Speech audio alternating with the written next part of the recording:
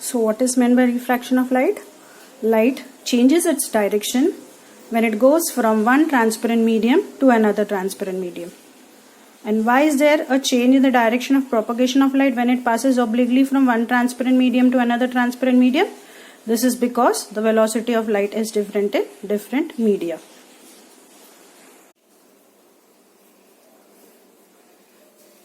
Let us see the laws of refraction of light. The first law states that the incident ray and the refracted ray are on the opposite sides of the normal. This is the normal.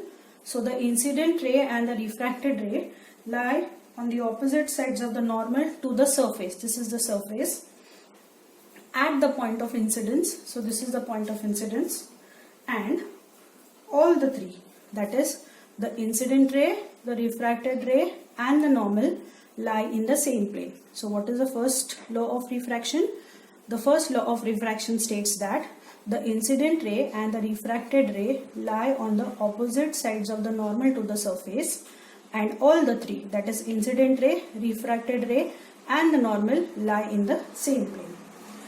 The second law states that if we consider a pair of media, for example, here we have a pair of media like air and glass. Suppose this is air and glass. So if we consider a particular pair of media, then we find that the ratio means if we take upon or division, if we take the ratio of sine of angle of incidence to the sine of angle of refraction, then this ratio is a constant, and this constant is called as refractive index of second medium with respect to the first medium, and it is written as refractive index of second medium with respect to the first medium. So the second law, what is the second law?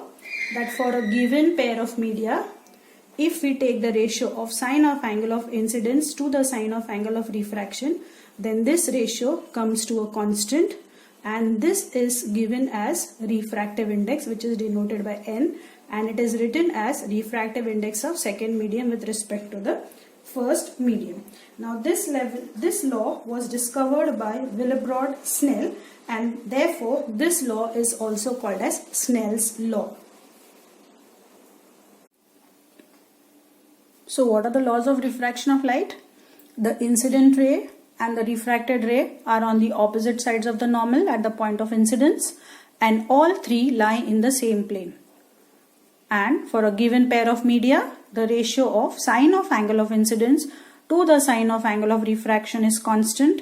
This constant is called as a refractive index of the second medium with respect to the first medium. Now let us try to define a refractive index of second medium with respect to first medium.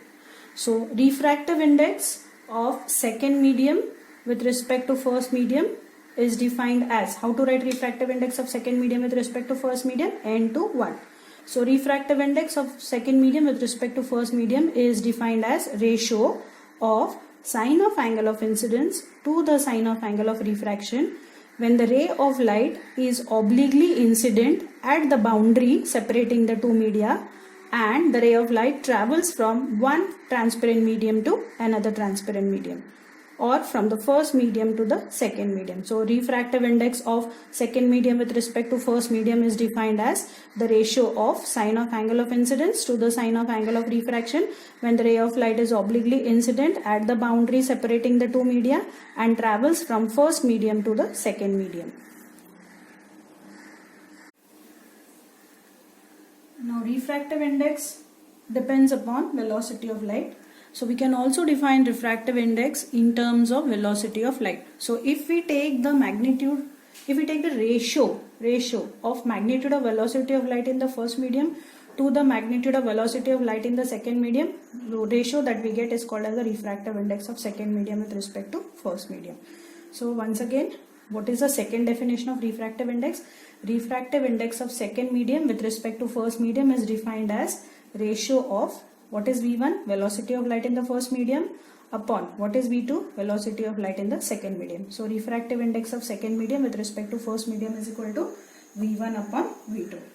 Now, if refractive index of second medium with respect to first medium is V1 upon V2, what will be refractive index of first medium with respect to refractive index of first medium with respect to second medium? It will be the inverse of V1 upon V2. That is, it will be V1 upon V2 upon V1. So here we can see that refractive index of second medium with respect to first medium is equal to 1 upon refractive index of first medium with respect to second medium. So if we cross multiply, what do we get? That refractive index of second medium with respect to first medium into refractive index of first medium with respect to second medium is equal to 1.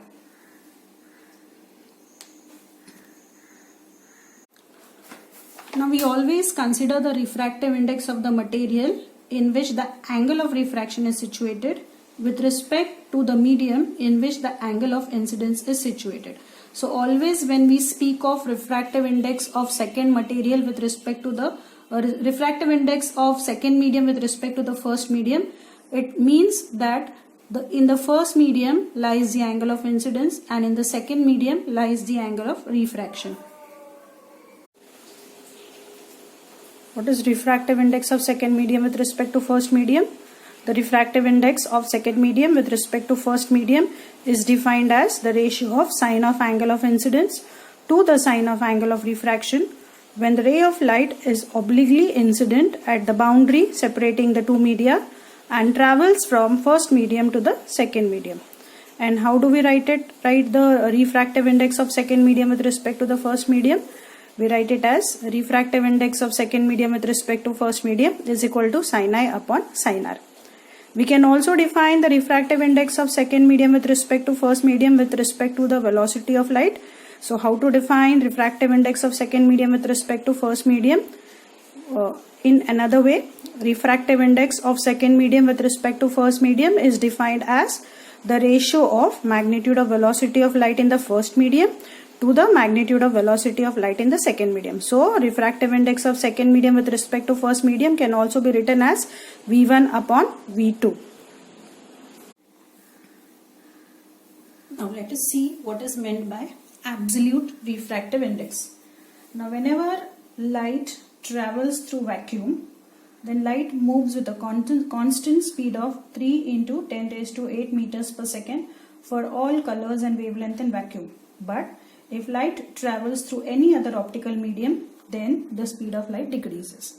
Now, if we take the velocity, the magnitude of velocity of light in vacuum or air to the magnitude of velocity of light in any other medium, that means V1, that is the first medium. In the first medium, the velocity of light should be the velocity of light in vacuum or air. That means the first medium has to be air or vacuum, and the second medium could be any other medium. So if we take the velocity of light in vacuum or air divided by the velocity of light in any other medium, then this ratio, that is refractive index of second medium with respect to first medium, becomes absolute refractive index. So we can define absolute refractive index as the ratio of magnitude of velocity of light in vacuum or air to the magnitude of velocity of light in any other medium. Our formula is not going to change. It is going to be same. Refractive index of second medium with respect to first medium, that is n to 1, is equal to V1 upon V2. So what is V1 here? Velocity of light in air or vacuum divided by velocity of light in any other medium. Now since V1 is the velocity of light in air or vacuum, velocity of light in air is denoted by small c divided by V2, where c will be is equal to 3 into 10 raised to 8 meters per second divided by V2. Now it has been found that the velocity of light changes slightly when it travels from vacuum to air, and therefore for practical purposes the velocity of light in vacuum and air is regarded as same, that is c is considered as 3 into 10 raised to 8 meters per second. Absolute refractive index. The absolute refractive index of a medium is defined as the ratio of magnitude of velocity of light in vacuum or air to the magnitude of velocity of light in the medium. Now what is the relationship between refractive index of second medium with respect to first medium and refractive index of first medium with respect to the second medium? Now let us try to understand the difference between an optically rarer medium and an optically denser medium. In an optically rarer medium, the particles or the molecules which are present in the medium are far away from each other, Therefore, light travels with a greater speed in the rarer medium. Also, the rarer medium has a lower refractive index. In an optically denser medium, the molecules or the particles which are present in the medium are comparatively close to each other, and therefore the speed of light decreases in a denser medium. Also, an optically denser medium has a higher refractive index. Now let us consider a pair of media. For example, air and glass. Now as you can see, the refractive index of air is 1.0003, whereas the refractive index of glass is 1.5. What does it mean? That since the refractive index of air is less, air is an optically rarer medium, whereas glass has a higher refractive index as compared to air. Therefore, glass is a denser medium. Let's take the second case or the second example. Refractive index of air is 1.0003, whereas the refractive index of water is 1.33. So we have considered another pair of media like air and water. So if we compare the refractive indices of air and water, the refractive index of air is less as compared to water. Therefore, air in this case is a rarer medium, whereas water is an optically denser medium. Let us take the third pair of media, that is kerosene and glass. As you can see, the refractive index of kerosene is 1.39 and the refractive index of glass is 1.5. So, which is the medium which has got a lower refractive index? Yes, kerosene. So, kerosene is an optically rarer medium in this case, whereas glass has a refractive index higher than kerosene. Therefore, glass in this case is an optically denser medium. Let's take another pair of media, air and alcohol. Air has a refractive index of 1.0003, whereas the refractive index of alcohol is 1.36. So, which is the optically rarer medium in this case? Definitely air. And the denser medium is alcohol.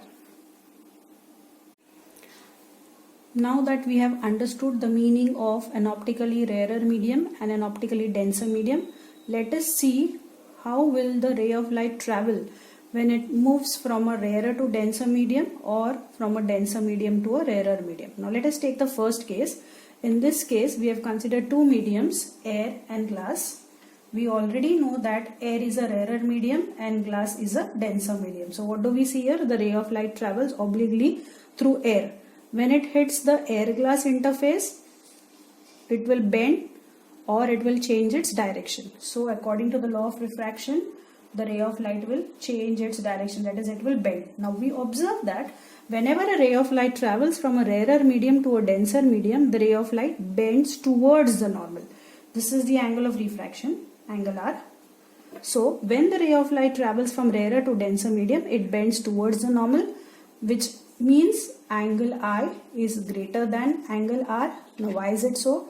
The refractive index of the first medium is lesser because it's a rarer medium, whereas the refractive index of the second medium is definitely greater because it's a denser medium. So refractive index of second medium with respect to first medium, refractive index of second medium is greater. Say or suppose, let the refractive index of the second medium with respect to first medium is greater than 1. So what is the formula of refractive index of second medium with respect to first medium? Sin I upon sin R. So this is greater than 1. So sin I will be greater than 1 into sin R will be sin R. So sin I is greater than sin R, or angle I is greater than angle R. Therefore, whenever a ray of light travels from a rarer to a denser medium, what do we see? The ray of light bends towards the normal and the angle of incidence is greater than the angle of refraction. Let's take the second case. Here again we will consider two medias, glass and air. And the ray of light is traveling through a denser medium, that is glass. So glass is a denser medium and air is a rarer medium. So what is the path? What is the path that is taken by the light? The ray of light is traveling from denser to rarer medium. In this case, we find that the ray of light bends away from the normal. So again, this is your angle of incidence and this is your angle of refraction. So in this case, what do we observe? That the angle of incidence is less than the angle of refraction. Why? Because again, this is a first medium, so it has a higher refractive index. and this has a lower refractive index, which is the second medium. So we are considering refractive index of second medium with respect to first medium. The second medium has a lower refractive index. Say the refractive index of second medium with respect to first medium is less than 1. So formula of refractive index of second medium with respect to first medium, sin I by sin R. This is less than 1. So sin I will be less than 1 into sin R will be sin R. Therefore, angle I will be less than angle R. Okay, so what happens whenever a ray of light travels from denser to rarer medium? The ray of light bends away from the normal. So in this case, angle of incidence is less than the angle of refraction. Let's take the third case. The ray of light is normal to the interface, that it is traveling perpendicular to the interface separating the two media. So in this case, what do we observe? That whenever a ray of light is normal to the interface between the two media, the ray of light travels undeviated through the second media. So see, you can see the ray of light is traveling undeviated, it does not change its path. So in this case, we find that the angle of incidence is equal to the angle of refraction, which is equal to 0.